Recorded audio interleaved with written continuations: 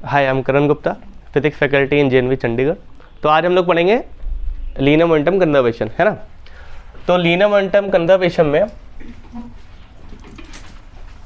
पहले तो मोमेंटम क्या है ये पता है? क्या था मोमेंटम?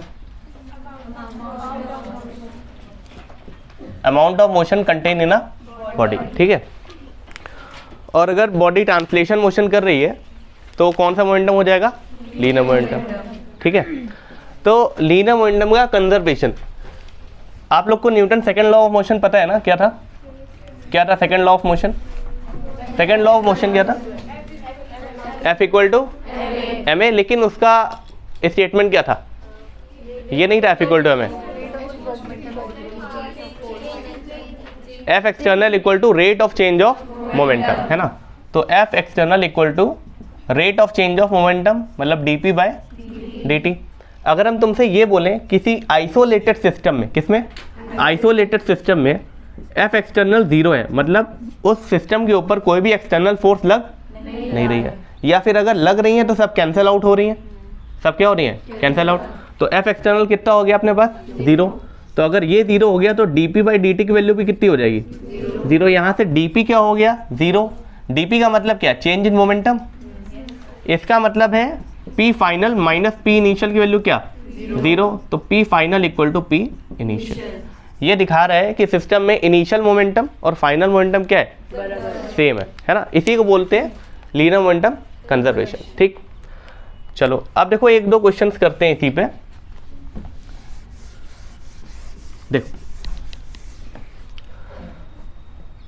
सीधे अपन थोड़े अच्छे लेवल वाले क्वेश्चन पे आते हैं। इससे पहले वाले हम लोग कर चुके ना।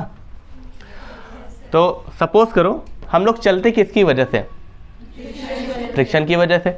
जैसे सपोज करो यहाँ पे हम अगर चल रहे हैं, है ना, तो हमें फ्रिक्शन कहाँ पे लग रहा होगा? आगे की ओर। कहाँ पे लग रहा होगा? फ्रिक्शन ही हमें क्या करता है? आगे बढ़ाता है। हम पे फ्रिक्शन आगे की ओर लग रहा है और बॉडी इस नीचे वाले ग्राउंड पे फ्रिक्शन कहाँ लगा रही होगी? पीछे की ओर। अगर बॉडी और ग्राउंड को हम लोग क्या मान ले? एक सिस्टम। तो ये दोनों फोर्सेस कैसी हो जाएंगी? इंटरनल और इंटरनल फोर्सेस का 0 हो जाता है। क्या हो जाता है? Internal forces cancel each out, है ना। कैंसिल कर देती है ना ईच अदर को, ऐसा कुछ है, ठीक है। देखो अब सपोज करो एक प्लैंक है, इसके ऊपर एक आदमी यहाँ पे खड़ा हुआ है और ये चल रहा है, ठीक है। यहाँ पर फ्रिक्शन तुम्हें नहीं गिवन है, यहाँ पे फ्रिक्शन गिवन है। अगर यहाँ पे फ्रिक्शन नहीं गिवन है तो बताओ ये सिस्टम कंजर्व रहेगा, या अगर यहाँ पर फ्रिक्शन गिवन है तो कंजर्व रहेगा? किस पॉइंट पे फ्रिक्शन रहेगा तो कंजर्व नहीं रहेगा मोमेंटम? अगर ग्राउंड पे फ्रिक्शन रहेगा या फिर प्लैंक पे? अगर ग्राउंड पे रहेगा तो कंजर्व नहीं रहेगा। वो ऐसा क्यों है? देखो जब ये इसके ऊपर चल रहा है तो सपोज करो ये μ1 फ्रिक्शन है और ये कितना है? μ2। μ1 है बॉडी और प्लैंक के बीच में फ्रिक्शन, μ2 है ग्राउंड और प्लैंक के बीच में फ्रिक्शन, ठीक है। अब ये देखो मैन इस पर चल रहा है, ठीक है। जैसे चलेगा तो इस पर फ्रिक्शन कहाँ लगेगा? आगे की ओर। प्लैंक पे कहाँ लगेगा? पीछे की ओर। ये फ्रिक्शन प्लैंक पे पीछे की ओर चल रहा है, मतलब प्लैंक से कह रहा है यार पीछे जाओ।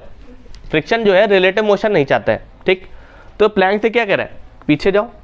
प्लैंक को पीछे मूव कराना चाह रहा है, तो नीचे वाला ग्राउंड का फ्रिक्शन क्या कहेगा प्लैंक से? कि आगे जाओ, क्योंकि उसके लिए रिलेटिवली कहाँ जा रहा है? पीछे जा रहा है। तो इस पर फ्रिक्शन कहाँ लग जाएगा? आगे। इसको हम बोल देते हैं F1, ऊपर वाले को बोलते हैं F1, इसको क्या बोलते हैं हम लोग? F2, ठीक है। अगर हम प्लैंक और मैन को एक सिस्टम माने, किसको माने? प्लैंक और मैन का एक सिस्टम माने, तो देखो F1 और F1 ये कैसे होगा? इंटरनल फोर्सेस कैंसिल आउट हो जाएंगे। लेकिन अभी भी इस सिस्टम पे एक प्लैंक एक सिस्टम का पार्ट है ना, तो प्लैंक के ऊपर देखो F2 कहाँ लग रहा है? आगे की ओर। F2 कैसा फोर्स हो गया? एक्सटर्नल। अगर एक्सटर्नल फोर्स लग रहा है तो लीनियर मोमेंटम कंजर्व नहीं रहेगा, है ना। इसलिए जब भी इस टाइप के क्वेश्चंस आएंगे तो इसमें बोलेगा कि ग्राउंड में फ्रिक्शन क्या है? 0। अगर ग्राउंड में फ्रिक्शन 0 तो ये फ्रिक्शन क्या हो जाएगा? 0, खत्म हो गया। एक ही फ्रिक्शन बचा जो प्लैंक और बॉडी के बीच में लग रहा है, और प्लैंक और बॉडी को अगर सिस्टम मान लिया तो कैसा हो जाएगा? ये इंटरनल फोर्सेस, सिस्टम कंजर्व हो गया, मोमेंटम कंजर्व हो गया, ठीक है। अब देखो नेक्स्ट इसी में सपोज करो ये प्लैंक गिवन है और ये आदमी इसके ऊपर चलना स्टार्ट करता है। प्लैंक का मास गिवन है कैपिटल M, बॉडी का मास गिवन है सपोज करो स्मॉल m, और प्लैंक की जो लेंथ है वो गिवन है आपको L, ठीक है। ये यहाँ से स्टार्ट करता है चलना। क्वेश्चन ये कह रहा है कि बॉडी जो है वो यहाँ से यहाँ तक पहुँच जा रही है, यहाँ से यहाँ तक पहुँच जा रही है, लेकिन इसके नीचे जो ग्राउंड है इसमें तो फ्रिक्शन है नहीं, इस पे फ्रिक्शन आगे लगेगा, इस पे फ्रिक्शन पीछे लगेगा, ये प्लैंक क्या होगा, पीछे शिफ्ट करेगा, पीछे जाएगा, डिस्प्लेस होगा, होगा कि नहीं होगा। ठीक, जो मैन है वो रिलेटिवली आगे जा रहा है, किसके रिलेटिव में जा रहा है, प्लैंक के रिलेटिव में। तो क्वेश्चन ये गिवन है तुमको कि जो मैन है वो रीच कर रहा है कहाँ पर, एंड ऑफ प्लैंक। ठीक है, तुमको ये बताना है कि ग्राउंड के रिलेटिव में प्लैंक कितना पीछे शिफ्ट कर जाएगा, मतलब क्या बताना है तुमको, displacement of plank with respect to ground, ये बताना है ना। तो देखो समझते हैं, इसी पोजीशन पे लेते हैं, फ्रिक्शन हटा दे रहे हैं, कोई तुम्हें पता है इंटरनल फोर्स है, कैसी हो जाएंगी, कैंसिल हो जाएंगी। अगर हम यहाँ पर इसका एक डायग्राम बनाए, मैन को यहाँ पे पहुँचा देते हैं और सपोज करते हैं कि जो प्लैंक है वो एक्स शिफ्ट हो गया पीछे की ओर, डिस्प्लेस हो गया पीछे की ओर, तो डिस्प्लेस हो जाएगा, तो सपोज करो इतना डिस्प्लेस हो गया, यहाँ से ये एक्स हो गया है ना, ये भी तो एक्स आएगा ना, ये एक्स डिस्प्लेस कर गया, तो यहाँ से ये भी कितना डिस्प्लेस कर गया, ये एक्स डिस्प्लेसमेंट है। ये एक्स क्या है, ये एक्स है तुम्हारा, एक्स क्या माना हमने, डिस्प्लेसमेंट ऑफ प्लैंक, लेकिन किसके रिस्पेक्ट में माना है, विद रिस्पेक्ट टू ग्राउंड के रिस्पेक्ट में माना है। ठीक है, जो आदमी है वो आगे जा रहा है, वो किसके रिस्पेक्ट में जा रहा है, वो प्लैंक के रिस्पेक्ट में जा रहा है। मतलब तुम्हारे पास दो अलग अलग दे दिए हैं डिस्प्लेसमेंट, पहला दे रखा है मैन का विद रिस्पेक्ट टू प्लैंक, दूसरा हमने क्या माना है, प्लैंक का विद रिस्पेक्ट टू ग्राउंड। अगर हमें प्लैंक, अब देखो मोमेंटम कंजर्वेशन लगाना है, तो जब भी हम लोग मोमेंटम कंजर्वेशन लगाएंगे तो ग्राउंड के रिस्पेक्ट में लगाएंगे, किसके रिस्पेक्ट में लगा देंगे, मतलब फ्रेम एक ही रखेंगे, फ्रेम चेंज नहीं करेंगे, ऐसा नहीं हो कि इसका अलग कर दें और इसका अलग कर दें। ठीक है, अब एक चीज़ और देखो, क्योंकि यहाँ पर मोमेंटम कैसा है अपना, कंजर्व है ना, तो डीपी की वैल्यू किसके बराबर है, 0, मोमेंटम कंजर्व है सिस्टम का, सिस्टम का मोमेंटम कंजर्व है। इसका मतलब एक और भी चीज़ यहाँ पे कहा जा सकता है कि यहाँ पे एफ एक्सटर्नल क्या है अपने पास, 0 लग रहा है। एफ एक्सटर्नली हमारे पास क्या होता था, एम ए सी एम, याद हो सेंटर ऑफ मास में, पहली चीज़ ये बताई थी, एफ एक्सटर्नल इक्वल टू क्या था, एम ए सी एम, तो यहाँ से ए सी एम भी कितना है अपने पास, 0 होगा कि नहीं। इसका मतलब वी सी एम कैसा आएगा, constant, velocity of centre of मास कैसी है, कॉन्स्टेंट, मतलब अगर पहले से चल रहा था तो वैसे ही चलता रहेगा, पहले से रुका था तो हमेशा रुका रहेगा, इनिशियली कैसा है, रुका ही था तो रुका रहेगा, है ना। इसका मतलब वी सी एम यहाँ पर कितना आ जाएगा, 0। ठीक है, वी सी एम से हम लोग क्या निकाल सकते हैं, एक्स सी एम, डेल्टा एक्स सी एम, कितना सेंटर ऑफ मास ने मूवमेंट करा, वी सी एम क्या है, जितना डिस्प्लेस किया होगा centre of mass divide by time, delta x by T, तो डेल्टा एक्स सी एम भी कितना आएगा अपने पास, 0। मतलब जो सिस्टम का जो सेंटर ऑफ मास है वो भी मूव नहीं करा है। एक और चीज़ यहाँ से समझ में आ रही है हम लोग को, है ना, आ रही कि नहीं आ रही, ठीक है।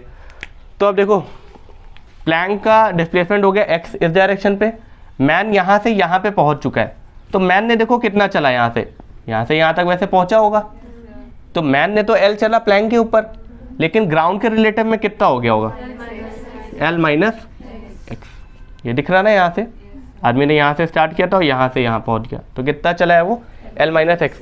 अब इसको वेक्टर फॉर्म में लिखेंगे हम लोग, वेक्टर फॉर्म में कैसे लिखें, तो इस डायरेक्शन में एल माइनस एक्स, इधर मान लो पॉजिटिव आई कैप और इधर मान लो क्या, नेगेटिव आई कैप। ठीक है, तो देखो इसको रफ कर रहे हैं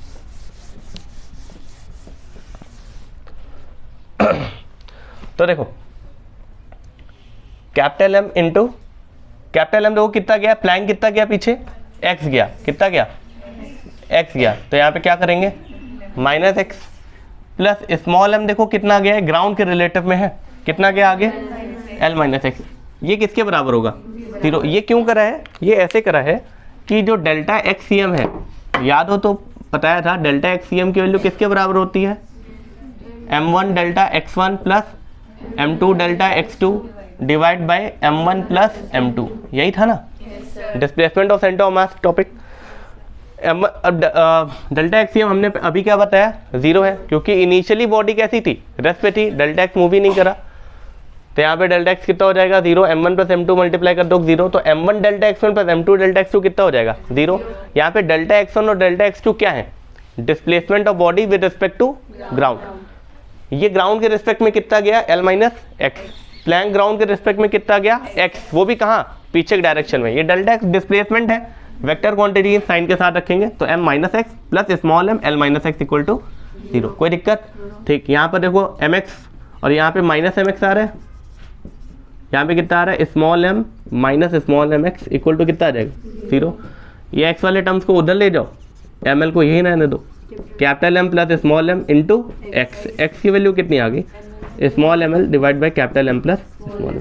ये क्या आ गया, displacement of plank with respect to ground कहाँ गया पीछे। ठीक है, एक ट्रिक भी है ऐसे देखने के लिए ml आ रहा है और नीचे क्या आ रहा है capital M plus small m। ऊपर जो ml आ रहा है वो क्या है, मैन का रिलेटिव टू प्लैंक। ठीक है, अगर इसको वेक्टर फॉर्म में थोड़ा समझना है तो देखो प्लैंक के रिस्पेक्ट में, और ऐसे भी देखा जा सकता है ना कि अगर तुम्हें जो x निकालना था, जैसे इसको समझने का एक दूसरा तरीका, ठीक है, इसको समझने का एक दूसरा तरीका, ये l माइनस एक्स कैसे आ रहा है। ठीक, l माइनस एक्स क्या निकाला हमने, displacement of man with respect to ground, यही तो निकालना है। तो हम लोग को ये पता है कि displacement of man with respect to ground ये किसके बराबर होगा, displacement of man with respect to plank plus displacement of plank with respect to ground. ठीक है, man with respect to ground equal to man with respect to plank plus plank with respect to ground. Man plank के respect में कहाँ गया है, तो आगे गया। मैन प्लैंक के रिस्पेक्ट में कहाँ गया, एल इधर गया है ना। प्लैंक ग्राउंड के रिस्पेक्ट में कहाँ गया है, एक्स पीछे गया है, तो इनका रिजल्टेंट कितना आ जाएगा, एल माइनस एक्स आगे की ओर। तो यही आ गया डिस्प्लेसमेंट ऑफ प्लैंक। आ गया समझ में? ठीक है, डन, क्लियर है ना। नोट नहीं करते हैं अभी, इसके बाद फिर एक दूसरा टॉपिक उठाते हैं। ठीक है, नोट है कर लेंगे अभी थोड़ी देर बाद। देखो चलो,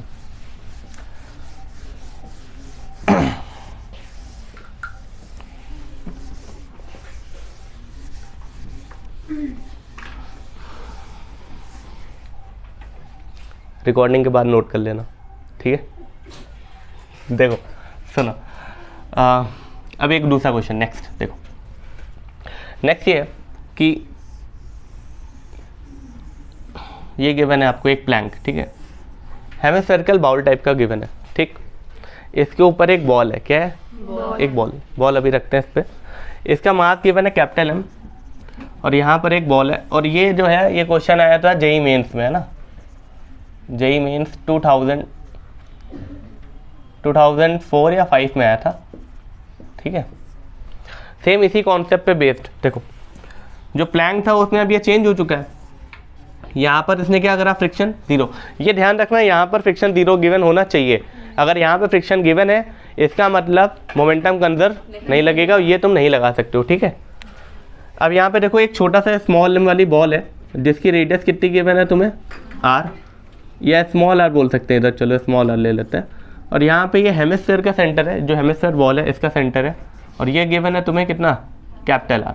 ठीक है, तुमसे ये कह रहा है कि बॉल जब यहाँ से उठ के यहाँ आ जाती है, कहाँ पे, यहाँ आ जाती है, ये बॉल आगे बढ़ेगी, यहाँ पे से छोड़ेंगे तो क्या होगा, आगे जाएगी।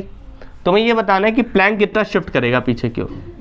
तो पहले तो ये देखो शिफ्ट क्यों कर रहा है, चलो बताओ शिफ्ट क्यों कर रहा है, कनिका सोचो बताओ क्यों शिफ्ट कर रहा है। मोमेंटम कंजर्व करने के लिए तो शिफ्ट कर रहा है वो तो ठीक है, डेल्टा एक्सियम क्या करना है, उसे 0 करना है। ठीक है, जो इंटरनल फोर्सेस हैं वो क्या कर रही हैं, एक दूसरे को कैंसिल आउट कर रही हैं, है ना। अब ये आगे चला जाएगा, इसका तो डिस्प्लेसमेंट आगे होगा, यहाँ से यहाँ तक इसका एक mg का कंपोनेंट ले सकते हैं ना। क्या, चलो ये आगे बताते हैं अभी। ठीक है, पहले अभी ये टॉपिक पे ही आते हैं। ये कितना पीछे जाएगा और ये प्लैंक के रिस्पेक्ट में आगे जा रहे हैं, तो ये प्लैंक के रिस्पेक्ट में कितना आगे गया। देखो इसका सेंटर यहाँ पे पहुंचा, हमेशा सेंटर का डिस्प्लेसमेंट देखा करो। ठीक है, सेंटर का डिस्प्लेसमेंट देखो समझ में आएगा। तो यहाँ से यहाँ तक कितना, देखो यहाँ से यहाँ तक कितना है, 2r है, कैपिटल R कितना हो गया, यहाँ से यहाँ 2r, मतलब ये यहाँ से कितना गिवन है तुम्हें, 2r। ठीक है, सेंटर यहाँ से यहाँ पहुँच गया, तो ये डिस्प्लेसमेंट कितना आएगा, ये आएगा 2r माइनस ये स्मॉल r माइनस, और इधर से ये स्मॉल r माइनस, तो कितना हो जाएगा 2r माइनस 2r। इतना ही तो डिस्प्लेस कर गया ना ये, लेकिन किसके रिस्पेक्ट में डिस्प्लेस करा है, प्लैंक के रिस्पेक्ट में। तो एक काम करते हैं, ये जो छोटा वाला स्फीयर है इसका डिस्प्लेसमेंट, स्फीयर का डिस्प्लेसमेंट किसके रिस्पेक्ट में निकाल रहे हैं हम लोग, ग्राउंड के रिस्पेक्ट में। तो ग्राउंड के रिस्पेक्ट में बराबर होगा स्फीयर का डिस्प्लेसमेंट प्लैंक के रिस्पेक्ट में प्लस प्लैंक का डिस्प्लेसमेंट ग्राउंड के रिस्पेक्ट में। ठीक है, तो स्फीयर प्लैंक के रिस्पेक्ट में देखो कहाँ जा रहा है, आगे जा रहा है। कहाँ पे जा रहा है, आगे जा रहा है, इधर इस डायरेक्शन पे जा रहा है। कितना जा रहा है देखो 2r माइनस 2r, मतलब 2 bracket r minus small r आई कैप प्लस प्लैंक ग्राउंड के रिस्पेक्ट में कहाँ जा रहा है, पीछे जा रहा है। इसको मान लेते हैं x पीछे गया, कितना पीछे गया x। तो यहाँ पर क्या ऐड करना पड़ेगा फिर हमें, माइनस का क्या x आई कैप है ना, दोनों में आई कैप कॉमन ले लोगे, मतलब सॉल्व करो कितना आएगा 2r minus r minus x, यही तो आया ना। तो ये किसका आ गया, ये आ गया स्फीयर का डिस्प्लेसमेंट किसके रिस्पेक्ट में, ग्राउंड के रिस्पेक्ट में, आगे जाएगा। अब फिर वही बात है, इसका जो सेंटर मास है वो कैसा है, रेस्ट पे रहेगा पूरे सिस्टम का। क्यों ऐसा है, क्योंकि इसके ऊपर कोई भी एक्सटर्नल फोर्स नहीं लग रही। देखो अब हम वो बात समझा दे रहे हैं क्यों है। इसमें नॉर्मल एक्शन इधर लग रहा है, तो इस पर नॉर्मल एक्शन कहाँ लग रहा होगा, इधर है ना, लग रहा होगा कि नहीं, कॉन्टैक्ट फोर्स है ना नॉर्मल एक्शन, इंटरनल हो गई यहाँ पर। इसके नीचे कोई फ्रिक्शन है नहीं, तो कोई भी एक्सटर्नल फोर्स नहीं बची। ठीक है, समझे। और इसका जो होगा इस बड़े वाले प्लैंक का जो mg लग रहा हो, कहाँ लग रहा होगा, नीचे। अब वो सरफेस इसको नॉर्मल एक्शन दे रहा होगा, ये दोनों भी क्या हो गए अपने पास, बैलेंस हो गई, कोई भी एक्सटर्नल फोर्स नहीं है। देखो एक्सटर्नल फोर्स नहीं है, तो डेल्टा एक्सीएम क्या हो जाएगा अपने पास, 0 हो जाएगा डेल्टा एक्सीएम। डेल्टा एक्सीएम अगर 0 है, इसका मतलब क्या है, स्मॉल m स्फीयर, छोटा वाला स्फीयर, उसका ग्राउंड के रिस्पेक्ट में कितना जा रहा है, 2r minus r minus x, इतना जा रहा है, प्लस कैपिटल M कितना जा रहा है, पीछे की हो जा रहा है, तो यहाँ पे कितना आएगा माइनस x, ये किसके बराबर हो जाएगा 0। थोड़ा सा सॉल्व करो, माइनस का mx, यहाँ से माइनस का mx उधर ले जाओ, x कॉमन ले लो, तो क्या हो जाएगा यहाँ पर capital M plus small m, ये किसके बराबर हो जाएगा 2 small m r minus r। यहाँ से capital M plus small m को यहाँ पे क्या करा दो, डिवाइड करा दो, ये आ गया ना हमारे पास।